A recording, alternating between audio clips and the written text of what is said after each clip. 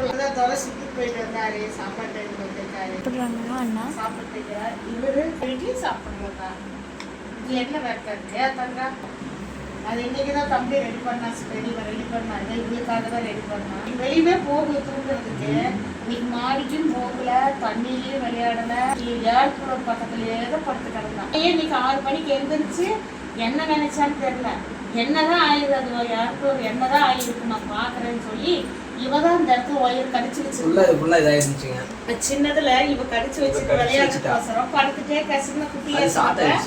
குட்டியா இருக்கிறப்ப கடிச்சு வச்சுட்டா அதை நாங்கள் வந்து ஷார்ட்டேஜ் ஆகும் என்ன ஆயிடுது நம்ம ஏர் கூலர் நமக்கு தெரியாது அப்போ அந்த ஏர் கூலர் ஏதோ ஒயர் போயிடுச்சு போல மோட்டர் எடுத்து போயிடுச்சாட்டுன்னு சொல்லி கேட்டோம் அந்த ஆளை வந்து ரெடி பண்ணி கொடுக்க சொன்னது அப்படியெல்லாம் வரமாட்டேன் தம்பி நீங்கள் வரோன்னு